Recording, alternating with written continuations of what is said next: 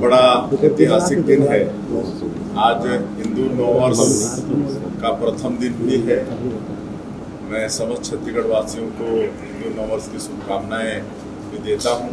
और आज से नवरात्र भी प्रारंभ हो रहा है, तो नवरात्र के भी पूरे प्रदेशवासियों को शुभकामनाएं और माता रानी का आशीर्वाद छत्तीसगढ़ पर हमेशा बना रहे, छत्तीसगढ़ में खुशहाली हो। और आज की इस ऐतिहासिक दिन में छत्तीसगढ़ विधानसभा में धर्म स्वातंत्र विधेयक 2026 पास हुआ है। और इस बिल के पास होने से जो लोगों की अशिक्षा का, गरीबी का, अज्ञानता का लाभ लेकर उनको लोभ प्रलोभ देकर उनका धर्मांतरण करते थे, उस पर रोक लगेगी। अब इस विधेयक के माध्यम से जो धर्मांतरण करने वाले भी हैं और धर्मांतरण होने वाले हैं, उनको प्राधिकृत अधिकारी के पास जाकर जानकारी देनी पड़ेगी। और एक सप्ताह के अंदर नोटिस वगैरह जारी होगा। जिला के कोई वेबसाइट में इश्तेहार भी जारी होगा और प्राधिकृत अधिकारी 1 महीने के अंदर सारे आवेदन की परीक्षण करके इसमें किसी तरह का लोभ प्रलोभ, भय आदि का समावेश तो नहीं है। और वो अनुमति 1 महीने के अंदर में प्राधिकृत अधिकारी देगा, तभी धर्मांतरण हो पाएगा। अन्यथा लोभ प्रलोभ या शिक्षा ज्ञानता को लेकर अब धर्मांतरण करने वाले धर्मांतरण नहीं कर पाएंगे। सर, दूसरी बड़ी उपलब्धि है नक्सलवाद का खात्मा, अंतिम शासी।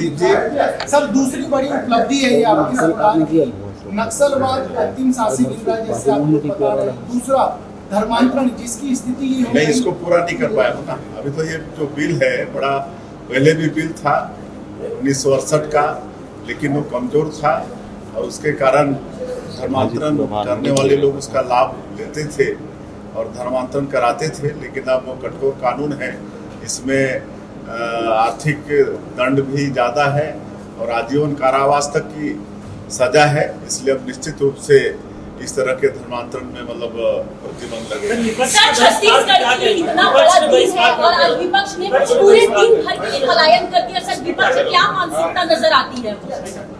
अब उनकी क्या मानसिकता है, सोचने का विषय है। इतने बड़े बिल की चर्चा में उनको तो भाग लेना चाहिए और जो गलत करते हैं उनके खिलाफ में सदन में बोलना चाहिए, लेकिन नहीं बोल के एक तरह से गलत करने वालों का साथ देने का काम किए। हम तो यही उनके ऊपर आरोप लगाएंगे। तो कराने में ये भी शामिल है क्या जो पलायन कर गया आज? क्योंकि आपने इसको नाम पलायन दिया, ये नहीं कहा कि बाइकआउट कर गए या हिस्सा नहीं लिया।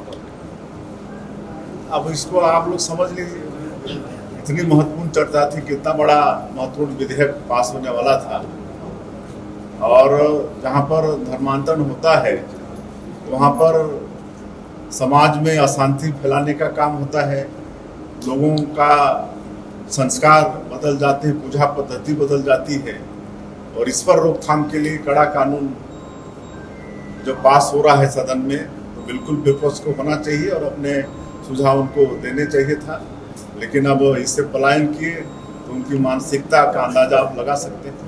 क्या इस मौके पर स्वर्गीय दिलीप सिंह जूदेव जी को भी याद करेंगे? क्योंकि घर वापसी अभियान इसी मुद्दे पे वो चलाते रहे और आज उसी से रिलेटेड एक कड़ा कानून तैयार होने। बिल्कुल, हम स्वर्गीय दिलीप सिंह जूदेव जी को नमन भी करना चाहेंगे, क्या कि हम उसी क्षेत्र के रहने वाले हैं और हम जिस क्षेत्र में रहते हैं वहाँ पर स्वर्गीय दिलीप सिंह जूदेव के साथ में अनेकों हम लोग धर्मांतरण के खिलाफ में पदयात्रा किए हैं।